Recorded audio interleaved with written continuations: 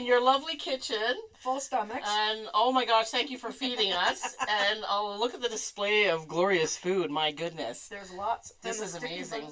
Oh, they were so good. Thank you so much. The cake's already gone. Oh, wow. We Darn. Oh my gosh. But anyways, I have you here because it's Women's History Month. That's right. And I wanted to showcase especially your story. An inspiring story. So I want you to go into, well, not into great detail because, we only have so much time, but 30 minutes detail. Yeah. and it's okay if it goes a little over. I don't want to bore everybody. Oh my gosh, when you told me a little bit about what you went through, I was just like my mouth dropped. And to see that, today, this is what you got going on today, is truly inspiring. So thank you. I'm going to leave the floor to you now to tell me your story. So please. She's deserting me. My story. Yeah. Yes. My mom was registered blind. She was born that way. Oh. So I was the child that was home the most. Okay. Everybody was at school or at work, so I was young, 6 years old. And I would read her recipes and things. And, no way! Yeah, I watched her measure like a teaspoon. A perfect amount was about this much. She could feel it, right? Yeah. So she put everything in a tablespoon, teaspoon, Yeah. or by feel pouring it over her hand. And it always turned out. Always. Yeah. Her baking was good. Okay. But she had a flour mill, so she'd grind her own wheat. So we ate very healthy. She always had a garden. Yeah. And goats or chickens. Was this in BC or this was in Saskatchewan. Oh my gosh! Look at you. And then she moved. They moved us to Alberta. We moved everywhere. Like I counted about, I think 13 times I moved by the age of by grade 2. Wow. I moved 13 times. That was one. I call it the movie. The one part of your story. Yes. So I can divide things. Yeah. Because I had to literally live with. I was raped when I was 9 by a family member, and I had to live with these people and learn how to live with abuse in the home and survive. So you learn to befriend and how do we get through it, and you find a way to survive. So 3 more years living with my dad, of course I latched on to the first man I could find, I guess. No, that makes sense. Long story short, 2 kids and 35-year marriage. Yeah, and now I'm free. So, we delved a little bit into that. Yes. 35 years of what you grew up and you were programmed into that. Yes. So that's what you knew, right? How to survive. Yeah. And so what was the turning point for you to say, I deserve better than this, and etc. You know what I mean? Well, when I was 18, there was a huge turning point. I was standing at the river, and I said to the Lord, I was a strong Christian, but I didn't know how to be that strong of a Christian yet. And so I believed I had angels, so I was talking to my angels, right? The river looks so good. I could just fall into it, and it could just take me away. Because I had to live with my father while the court case was going on, the first court case. Oh my God. And it was like somebody grabbed me and said, no, I need you for more. I need you. I just got goosebumps. I literally just leaned away from the river and I went, oh, okay. And I was just like, I even have goosebumps from it because it was such a turning point in my life. Realizing that I'm doing what I'm supposed to be doing. I loved it. I learned how to survive. I learned how to be what they call a traditional wife. Right? So you grow your own garden. You have your own chickens, and I had geese. I had goats at one time. Wow. And I learned how to do all the canning and stuff that my mom taught me, and just continued in life. Okay. But the feeling of trapped kind of started overtaking. So I got a job at a grocery store. And how old were you at this point? By the time you started to see a shift, I guess. I guess around 50, the end of 40s. Okay. Beginning of 50s. I knew things were really... Yeah.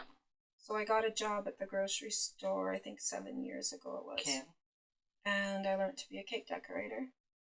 Cake decorator, quit. She moved away, and I started teaching myself. So something kept telling me that I'm supposed to be doing this. Like everything I did was, am I supposed to be doing it? Kind of like really the angels that were yes. pulling you were like, here. Well, my question was all the time, I don't know, Lord, if you want a Christian living this way.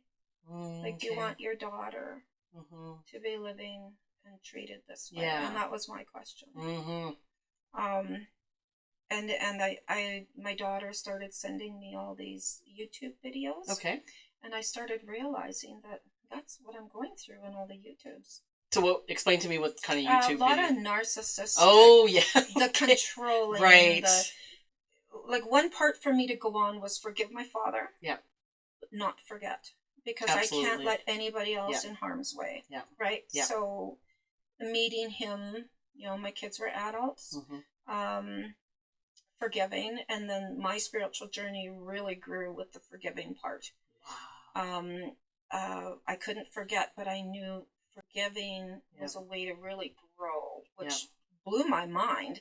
I was reading a Wayne Dyer book, but I was reading his book sitting on the deck, and I said, Lord, wouldn't it be cool if I could meet him? Like, I've been reading this book for over a year. Yeah. And it's How to Live the Life of a Tale.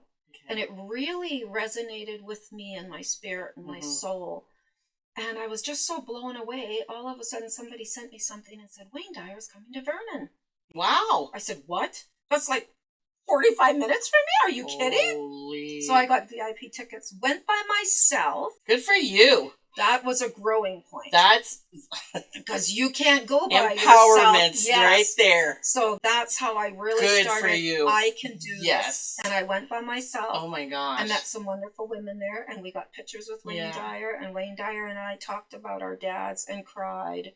Like, because I had VIP, so there was only 50 of us. Oh my God. I have a picture of him and I both in tears because I broke down and told him about my father too. Oh my God. Yeah, and I had to leave. He was talking about his dad, and I had to leave. I got up and left, so I went up and said, I apologize. Yeah. And then he took my book and signed it, and he looked at it, and he goes, What did you do to this book? Did you have this in your garden? And I said, yeah, it went everywhere with me for like a year and a half, 2 years. So he knows that you were the biggest fan. Yes, and he was so thankful. So he made sure we got good pictures. He says, no, take another. He's got his arm around me. So that was like a real major turning point for me. So I got this job at the store, and I kept saying to God, I need something. What can I do? Like, I need something to pay the bills. Like, badly need something to pay the bills. Yeah. And because my gut kept telling me, you're moving to Edmonton. And I'm thinking, okay. And then I'd ignore it. And then a year later or something, it would be, you're moving to Edmonton. Like, this isn't your property anymore. Yeah. So what do you mean it's not my property? I've lived here 30 years. I've owned it for 30 years. We built the house. I did all the landscape. Yeah. And so it was like my spirit, my soul was preparing me that it wasn't going to be mine. Yeah. So finally, I gave him my property, and that's when things got much clearer. Within months, I was out of there. That happened that fast after. And somehow, like my daughter rented a U-Haul, my son in Kelowna rented a U-Haul, and then we all moved together in the U-Hauls, and my son showed up, and all I got was my business. So your business already started while you were in BC? It was But what the funny thing is, because when I was going through that WorkSafe climb, I was talking about that, I was going through that WorkSafe climb, and I had an urge to get up and walk on the lawn. Yeah. And that's when God showed me he had something more planned for me. And that's when the Food Network called me. Get out! No. Okay, let's talk about that. The Food Network, like, wow. Holiday Baking Championship Season 6. So how did they find you? Well, this is the thing. I was baking at the store. Okay. I was learning to cake decorate at the store. Yeah. And it was turning into something horrible. So I knew there was a reason. Like, there's always a reason where you're going to learn, right? Yep. I'm not supposed to be there. I'm just supposed to learn cake decorating. I was learning very fast. So within that year, I had learned so much, and then I started taking pictures of all my work, and I was now doing 2 tiers and flowers and everything, right? And so my daughter-in-law, she started me an Instagram page. her and my daughter, and Yeah. they called me Grandma Bear. Yeah. So somehow the name came up. My Yeah. Instagram was started by my daughter-in-law. Yeah. And next thing I knew, Food Network contacted me through my Instagram. Shut up. And I'm like, no, this has to be a lie. So I'm asking my kids, could you look at this? Please, this is a scam. Yeah. And they're all going, Mom, this is a scam. Yeah. Nobody would contact you. Yeah. And I said, but I'm looking her up. She's Yeah. really, she's a producer. Yeah. Like, she's a casting Yeah. producer. Like, do you think this has to be real? Yeah.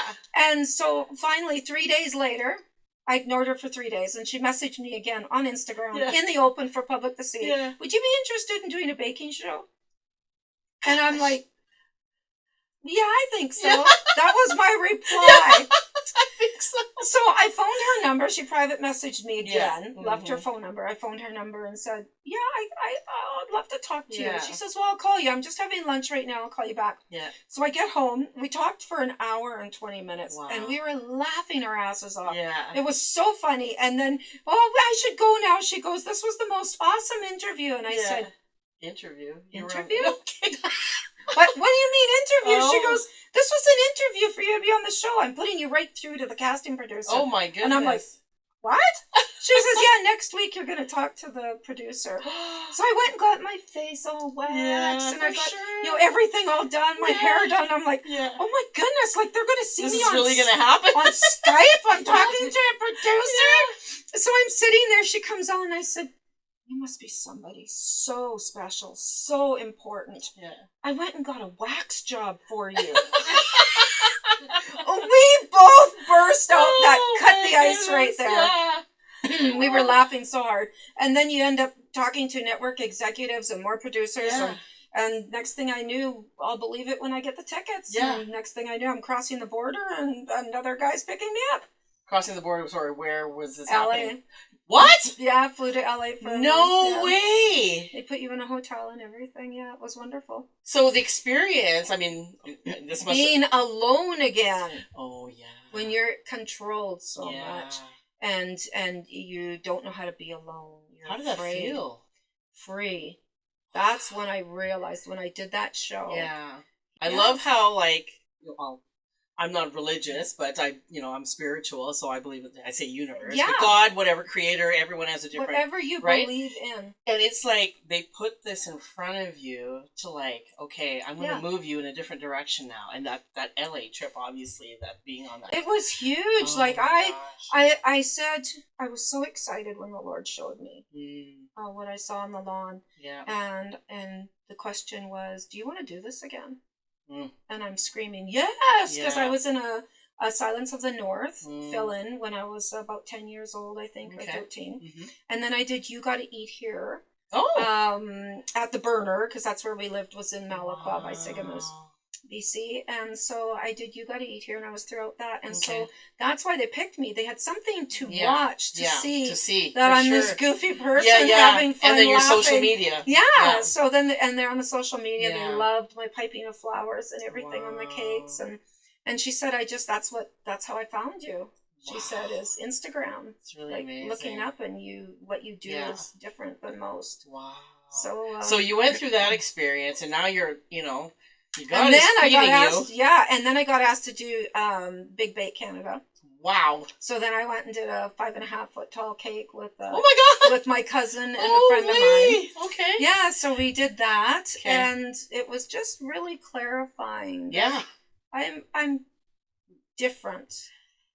I'm And you know what you're growing. meant to do. Yes, It's and totally clear. I'm Yeah. growing. Yeah. I'm learning. Yeah. I'm self-taught. I teach myself Yeah. everything. Mhm. I have this knack, this want, Yeah. this urge to learn. Yeah. When I was in the No safe kidding. house, Yeah. I watched for a few days kids come and go, mothers drinking, drunk. Mm-hmm. It was horrible to see kids coming in and out, and families. And then one day I said, is there any food, anything I can, can I cook for everybody? Because a lot of people don't know how to cook. So I started cooking these meals. Yeah. And then I started cooking these meals, and next thing I know, the kids running around, it's supper time. And their table, they realized when everybody's there is just big enough. Yeah. Wow. And they had never had everybody come sit at the tables before like that. Oh. So I'd make these meals and they'd come sit at the table, and one boy, it was his birthday, so he baked a cake with me. Aw. Little does he realize how special that was, Yeah. remembering my recipe. Yeah. Wow. You know, and my recipe is such a secret. Mm-hmm. And Wow. That's amazing. yeah, and that was another huge experience. Mm-hmm. You know, being in there and then not knowing where I'm going. Yeah. But then it keeps coming to me, Edmonton, and then my son said we're moving to Edmonton. Him and his wife, my daughter-in-law. Now, did he and know their that 2 you kids. have this instinct telling you? Yes, I was teaching Okay. him. Okay. Teaching him, listen, like, Yeah. let's sit Yeah. outside. When he was a little boy, I'd say, let's sit outside. Yeah. What do you hear? Yeah. Do you hear the birds? Do you hear Silence the always train? has answers. Let It me tell does, you. and so I would teach him that connection the best I could. I met Mark within weeks. Mm-hmm. Fell completely head over heels for him and Wow. him for me. And we went mushroom hunting out in the fields. Wow. He has a lot of mushrooms that grow out. He's got 6 acres here. Oh so my gosh, we do that's a fantastic. lot A lot of foraging. foraging, Yes. mushroom picking. Yeah. Now we got the chickens, ducks, and turkeys. All the eggs. All the and natural stuff. going on. Natural, yeah. And we're so much the same. Wow. And he's been through so much like me that, Mhm. you know, we connect in that Mhm. in that sense that, I mean, we have had some doozies, but Yeah. Well, all couples, right? all couples yeah. do when they're trying to It's figure not out who perfect. they are. Yeah, but- absolutely, for sure. But yeah, so his son had moved out of here, and we, turned it into this. Wow. My business. I love the kitchen. It's Yeah, fantastic. I painted this mural, Mhm. and That's awesome. I was just actually talking to the Food Network. I think it was last month. No way. Yeah. So you're still connected with them? I'm still connected. Oh, good. It's I was actually very happy when they said I didn't make it because Oh, make what? I Sorry. didn't make it on the show. Which show now? Sorry. Well, I can't really say. Oh, okay, gotcha. Okay. But I was excited because I'm not forgotten. Yes, absolutely. You know, I got to Yeah, dance. you're still on the list. I'm still on the list. Yes, if they need somebody to make a show and Right, somebody to laugh and be goofy and Yeah. chase somebody around with a cookie stick. Absolutely. Oh my gosh, that's awesome. Yeah, so I actually was not disappointed Yeah. because this is a year for a lot of growth for me. Right. Again, I'm in a new area. I'm not in Edmonton anymore. So Yeah. I want to really get to know the locals, Yeah. get into the markets, Yeah. do the markets all the time, For sure. which is what I am. I'm booked, like, I could be booked every weekend if I want That's for awesome. markets. Yeah. But August is almost, Mhm. August is booked for weddings. Wow. August is booked Yeah. solid for weddings. Yeah. And so many people this year, it's funny because they're actually phoning me, texting me, Yeah. and messaging me all their dates for birthdays and Oh my goodness. occasions. Yeah. And so they're like, I have 3, 4 for sometimes the same family Wow. because they know this is Yep. going to be a busy year and crazy summer. Right. I just keep pushing. Yeah. You have days where Yeah. you're like, oh, do I have to get up? But Yeah. when you have this support, which I've Mhm. never had, Oh. and this man that cooks, I mean, we just ate Yeah, his that curry. was glorious. That was really good. Yeah, and Wow. and complete support. He sits with me at the markets. He Oh helps my me package gosh. containers, and That's a good man. we do peanut brittle together. Oh, no way. Old fashioned. I'll give you a taste of that before you go. My mom loves that, so I'm gonna have to. Yeah. Oh Yeah. my goodness. So we do peanut brittle and salad as well. Wow. And That's amazing. So so tell me a little bit. So Grandma Cakery. Bears, so that started in BC, and that you just started took it along. my daughter-in-law calling me Grandma Bear. Yeah. And then because I was doing cakes and cupcakes Yeah. and all that, we just went through the government and everything and Yeah. called it Grandma Bear's Cakery. Nice. And I wanted to kind of be Grandma Bear's Cakery. And Yeah. Yeah. I mean, look at all, I have Yes. recipes. Why waste? Yeah. You know, when you have, I want to do the markets and I want to supply people with everything. Mhm. So because I have such good recipes, Yeah. I've developed or have gotten from family Right. or made my own. Right. Now I do gluten-free as well And because that's I have the fantastic. gluten-free Yes. kitchen. So, I mean, how often do you ever get a gluten-free sticky one? Like, Yes. I mean, No, and look those- at these things. They were so. Put them right here so everyone can see. Look how good Okay. those When, look. you know, the thing is, when people say gluten free, because I've been to social events where Yeah. they've had gluten It's free gross. cake. Yeah, it's like sand. And so when I have, people that I know who actually really tweak their recipes to make it taste like like the rest of the other baked goods, like this is I just created that recipe today. oh my god, wait, I like this than the regular. It's beautiful. That's I'm actually I do a lot of Google. I'll say that's great. Okay, Google, tell me how much should be in a certain amount of cups of flours. Yeah. And so I keep asking all these questions, and I have Alexa up there to play all my music. Sometimes I'll ask her too. Oh, but, nice. Thank you, Alexa. Yes, exactly. So then I had to ask about this new product I've never ever worked with.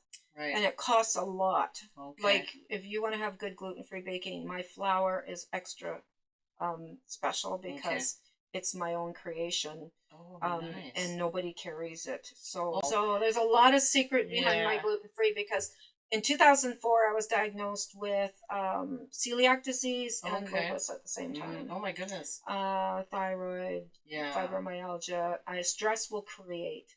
And celiac disease is a silent killer from the intestines, so nobody sees it until you break out in rashes and major diarrhea and bloating and screaming at the toilet. And, you know what I mean? Yeah. So this was happening when you were still living in 2004. And how do you so you've got all these these health conditions going on. How are you able to get through, especially if you have so much to do with your business? I would say sometimes, to my ex, I would say sometimes, what if I ended up in a wheelchair? Would you look after me? And that was maybe a question I wasn't ready to handle. Wow. Because when you get sick, people start, well, I don't want to deal with it. Yeah. I don't want to deal with that. I don't want to deal. And then a lot of relationships break up over sickness, right? Yep. I kept going through, but if I had a sick day, that was the worst. Don't ever get sick when you have somebody that needs you well or demands you to be well. So it taught me how to get up and go. My mom taught me organization, being blind, right? So everything had a place. Yeah. Everything had to be organized. Everything had to go back in that place. So the organization and cleanliness and everything was taught through my mom's blindness. Wow. The baking taught through my mom's blindness. How to read, okay, well, this much is for this. So creating recipes, I started when I was young. Yeah. And so it just continued and thrived. So when I found out I had celiac disease, I literally was the skinniest I've ever been in my life, and sick and malnourished, like they did the biopsy. So being a lover of baking, I had to learn, and I had to learn all over. Wow. So I'm so happy because I got orders for these sticky buns. Yeah. And wonderful. Tomorrow I'm going to be baking more. Holy jeez. So, so that's your business. Now let's go into the long term, the future of what you see with you. And you know what? I've had doctors and psychologists. There's nothing wrong with going to counseling. Everything you've been through. Yes. It helps you to sort things out. Yeah. It gives you somebody to talk to so you're not keeping it bottled. Yeah. If you need a day to cry, you cry, right? Yeah. I wouldn't say take the whole day. Yeah. I say take 15, 20 minutes, get on with your life. Yeah. Otherwise, you're going to sit there for who knows how long. Yeah. And then you're going into deeper depression. Yes. Of course. So find the things that make you happy. Of that. Yeah. Yes. Absolutely. Have a list. Yeah. Okay. Music, dancing, walking. Have your list of happy things. Yeah. And you go through your list. Pretty soon it becomes habit. Yeah. I'm not feeling good today. Yeah. I'm going to sit on the deck and take time for my coffee, a little extra long today, and then I'm going to go up and have a bath. Then I'm going to go out for a walk, and I'm going to come down here, turn on my music, and you just get started. Yeah. So I say to myself on those days, let's just go measure ingredients. Yeah. So you come down here, you measure ingredients. You never stop at measuring ingredients. Yeah. If you need one more coffee, you have one more coffee, but then you're back here going, I can't leave the ingredients on the counter. Yeah, yeah. So it just gets you going. Yeah. When I learned about the fibromyalgia, just give me 20 minutes. Yeah. So I'd sit for 20 minutes, and then I'd turn the timer on. I lived by a timer for quite a while. Turn the timer on, work for 20 minutes. When that timer is off, sit for 20 minutes. Yeah. And I learned how to regulate that time. And pretty soon that 20 minutes then became, I can work for 40 minutes. Yeah.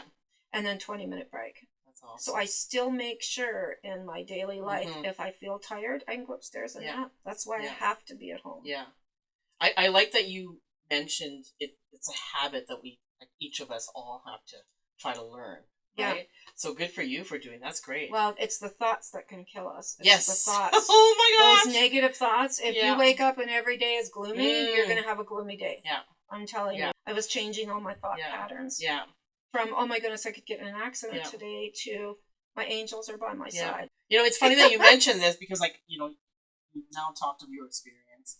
I mean, all of us have gone through our own experiences. Like, you know, my year wasn't that great either. But I had one of my friends tell me, especially when I was feeling down, and she was my safe space. So I just said, you know, I just feel like I'm depressed. And she's like, you're not actually. She said, you're naturally a happy-go-lucky person. Yeah. It's just that life is throwing you these things, right? But even though you're in that moment, right, and you're stuck in it, I know that you can get yourself out, right? Yeah. And I do that through, you know, like what you've done, you know, getting a coffee or going for a nap or, you know, just taking time out or whatever. For me, it's talking to my supports, right?